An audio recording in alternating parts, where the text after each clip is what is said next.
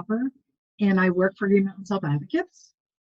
We're a disability rights organization, and our purpose is advocating for equal opportunities in all aspects of life for people with intellectual and developmental disabilities.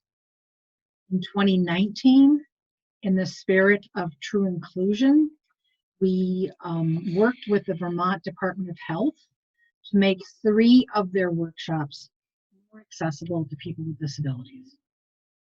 The workshops are about diabetes prevention, diabetes management, and quitting smoking.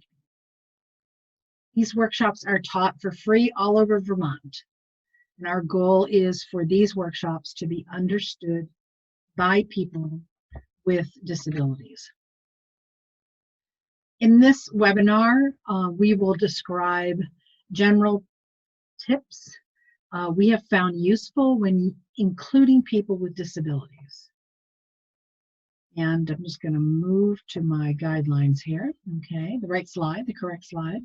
So the different topics that we're going to cover and that we have in our general guidelines are disability etiquette, environmental factors to consider, preparing ahead of time, writing on flip charts, asking and answering questions, supporting folks to stay organized, tips for presenting, and suggestions for pre-teaching. Hello, my name is Max Barrows, and I am the Outreach Director for Green Mountain Self Advocates. I am a person on the autism spectrum. Autism impacts my life in many different ways. This is why we say that when you've met one person with autism, you have only met one person with autism. So here's a bit of how I experience autism. My brain can only process so much information at once. When I feel that there is too much information that I am receiving, a shield develops around my head. So don't try and shove too much information in my head. When that happens, the information will just bounce off of the shield and onto the floor. When I was younger, I didn't know what my disability actually was, but I was aware of the differences in how I was experiencing the world. At the time, I didn't want to say anything about it because I was afraid other people would not think that I was smart. While transitioning from high school into adult life, I joined Green Mountain Self Advocates. This is when I began to know my disability and my disability pride started. Nowadays, I am not afraid to express the real me. I'm no longer afraid to share my experiences about how I see the world.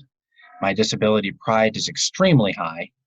I'm proud of who I am, and I encourage others to be proud of who they are, and that includes having autism. This leads me to the point I want to make. Please recognize and respect our abilities. People with disabilities want to take classes taught by the health department. We work, pay taxes, and do what we can to be a part of our communities. It makes sense that we prefer to take health classes with our neighbors.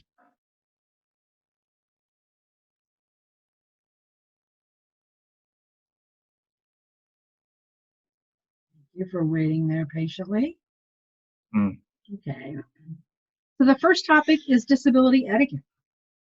And so sometimes a participant with a disability is going to bring a support person with them. It could be a family member, maybe someone that's paid to provide support to them. Mm-hmm. It's really important that you speak directly to the person and not to their companion. Mm-hmm. One of the big beliefs for Green Mountain Self Advocates is that we do not make any assumptions about what a person can or cannot do. Mm-hmm. And for folks who have difficulty speaking, remember that most often a person with limited speech can understand more than they can express. Mm-hmm. If you would like to help someone with a disability, ask. Ask if he or she needs it, and listen to any instructions the person may want to give.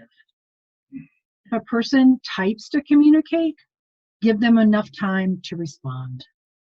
And avoid asking personal questions until you get to know the person. Usually people with disabilities do not want their disability to be the first topic of conversation. Those are very good points. Thank you for that.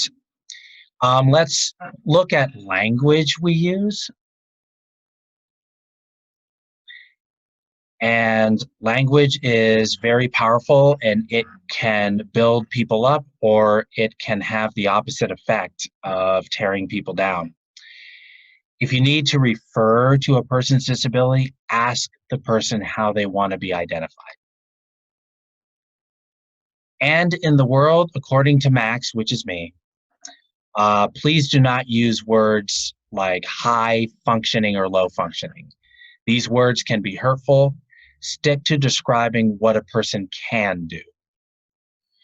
Also, I feel that the word meltdown is a negatively judgmental term that is used when describing someone that has a hard time processing their emotions. I personally use the term energy release. And when referring to people without disabilities, avoid using terms like healthy or normal. In the self-advocacy movement, we often say that normal is a setting on your washer or dryer. There's really no such thing as normal. Many people with autism stim, this is the next thing, which means they may rock or move around the room however they stim. This helps them to focus. Include in your class guidelines that is okay to stim and move around. Keep in mind that a person may need extra time to process information and figure out what to say. Be patient. If you are a mandated reporter, let people know this. Use the same tone of voice when speaking to anyone else. It can be difficult for some people to make quick decisions, so allow the person to take their time and relax and just be yourself. Do not worry about saying something wrong. Ask if you're not sure what to do. And I'm going to continue finishing up some of the other disability etiquette or kind of common courtesies that we would like to suggest. And that is always introduce yourself, and do this even if the person has kind of limited vision or their hand or limited hand use or artificial limbs. Shaking the left hand is just fine, and try to be at eye level. Listen until a person finishes speaking. Even if you think you know what they are saying, or you can say it faster, wait a few seconds before moving on and giving the answer. It's really important not to do not pretend to understand when you don't. Ask the person to say it again or in a different way. Offer genuine compliments. Avoid giving a lot of praise when people with disabilities kind of just do what we ask that you limit the use of sarcasm or subtle humor, because it might leave some people out of the conversation. And bottom line, some people may need extra time to speak or extra time to make a decision and get things done. So offer to read for someone or write down information. Reading or scribing are great accommodations.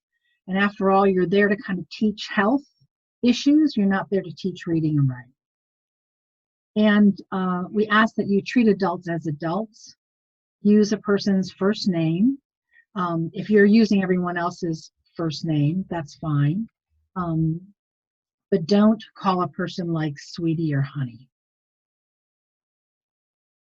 We're going to spend a few minutes considering some environmental factors.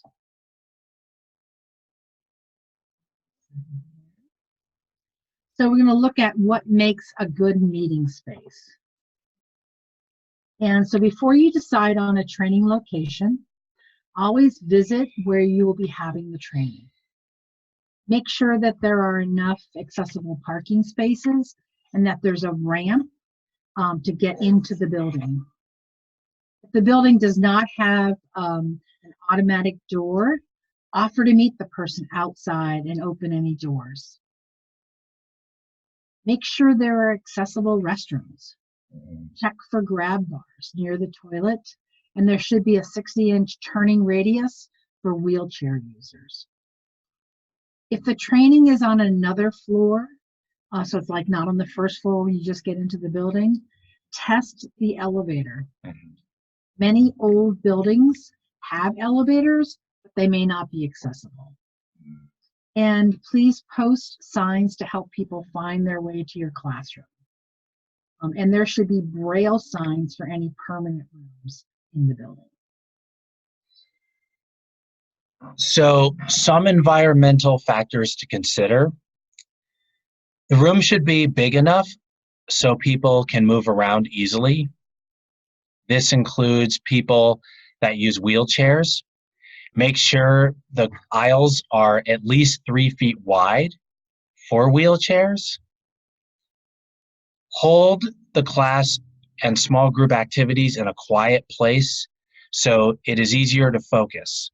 Some autistic people have a hard time with a lot of noise and when people are talking at the same time. Make sure people understand the role of service animals. Perfumes and other smells can be hard for some people to tolerate. So consider making your training a scent-free place or talk with people about limiting the scents they use. Rooms near heating and cooling systems are not ideal. Agree to silence cell phones. Remove chairs at tables for people in wheelchairs to sit with the group. Make sure there is room between a person's knees and the bottom of the tables, enough for people who use wheelchairs, and that would be 28 and 34 inches between those two. Some team building games ask participants to say how they feel, touch someone, make eye contact, or move their bodies around. These types of games may not work for a person with autism since it can be uncomfortable to make eye contact or be touched. So keep those in mind. Try out all the chairs and the tables. When a person is comfortable physically, it can make it a lot easier to focus. And some people choose to sit apart from the group at first. So have a choice of seating, places to seat that's going to be comforting for people. One element of a barrier-free training place is to make sure that there's no protruding objects, or at least if they are protruding, there's a way for a cane to detect that they're there. So you want to make sure that the fire extinguishers are like recessed or that they're at least detectable on using the cane. If the room temperature can really affect concentration. So if the room is often too hot, leave a fan in there. And if it tends to be cold, get a space heater. Throw some small blankets in the room for people. Flashing or flickering lights can give people a headache and make it hard to focus. And reduce glare from the windows during the meetings. You want to try to have kind of even lighting in the room so nobody is straining to see. Now let's go over a few things to take care of before you start teaching a new class. You need to find out ahead of time if anyone needs accommodations because it can take time to set up accommodations. Asking people a week or two before is a good idea. Some accommodations cost money, so there should be money in your program's budget to pay for them. Meet with the person requesting accommodations to find out what they need. For the whole class, it makes sense to send out materials, directions, and the agenda at least 1 week before the class. Format text in handouts in at least, or should be in at least size 14 with 1.5 spacing between lines. Make sure any videos to be used have captions. I suggest that you avoid just only relying on lectures to teach. Mix it up with some small group discussions, role plays, questions and answer exchanges, hands-on activities, demonstrate strategies, and create handouts that summarize key points. Consider printing name tags to make names easier to read. Not everybody has legible handwriting. Some participants may use public transportation, and so know how to access the schedules for transportation options. If an access barrier cannot be avoided, let the person know ahead of time. And for the blind, describe the surroundings and offer to help them find the meeting room. Here are a few tips for writing on flip charts. Use dark, low odor markers. Do not write in all capitals. Highlight important information. Do not use acronyms unless everyone knows what they mean. Write your points in a list instead of sentences. Each comment should have only one main idea. Keep it short and to the point. Use consistent wording. Use the same word for an idea or object every time. Now I'm going to give a few tips about asking and answering questions. You want to ask one question at a time. You want to avoid yes or no questions. So ask what, where, when, how, and why questions.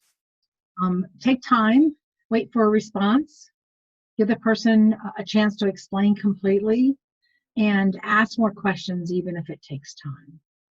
And use examples. Try to connect the issue that you're teaching about to a personal experience.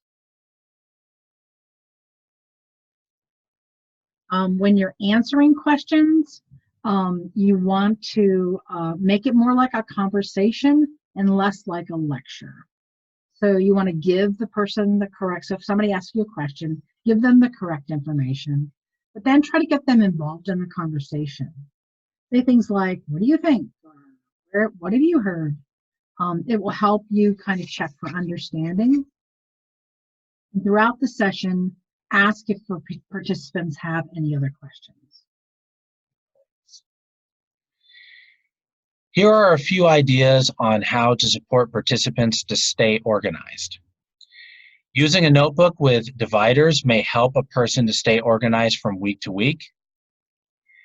Have students tell you what they will do for homework to be sure they understand.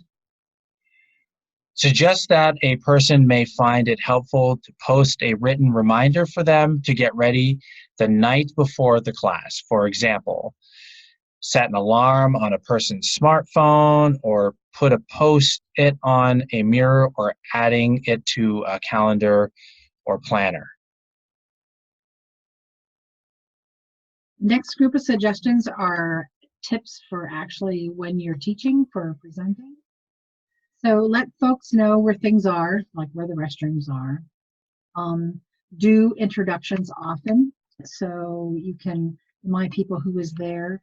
In fact, sometimes when somebody's asking a question or answering, asking that person to say their first name, or if you're using first names in the class, is a good way to get people in the habit of kind of identifying who they are. It helps people out.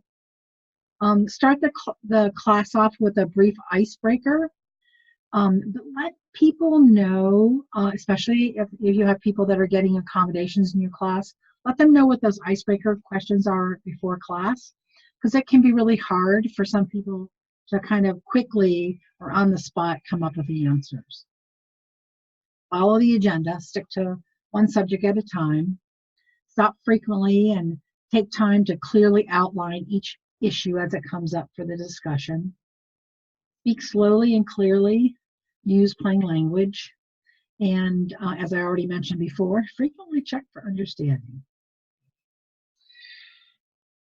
The authors of the curricula suggest using your own words.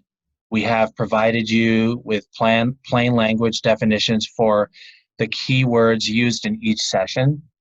Try to provide written step-by-step directions if you are teaching someone a skill.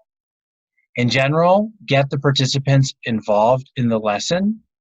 For example, ask for volunteers to read the charts. If someone is really shy, maybe find other ways for them to share their ideas, like writing or drawing on a whiteboard, or bring in photos, or type their comment and send it to you. Okay, so this is the last section, and these are pre-teaching. Let me move on to right here. No, I'm a little distracted here. No, we're good.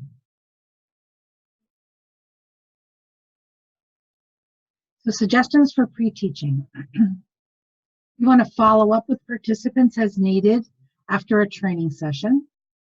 They may need somebody to kind of go over information with them in between classes. So help them figure out who they can get help with that. Consider asking participants to team up with someone from the class, or maybe there's a graduate that took the class before that may be willing to provide some peer support. If someone has asked for accommodations, check in with them periodically to make sure that the accommodations that you all have worked out are working. Be aware that some may not have easy access to the internet. And review of information from week to week may need to be repeated. We like to create a poster that gives a gentle prompt not to use the yes, buts responses. And then the text used in scripts for presenters may not be accessible to all participants.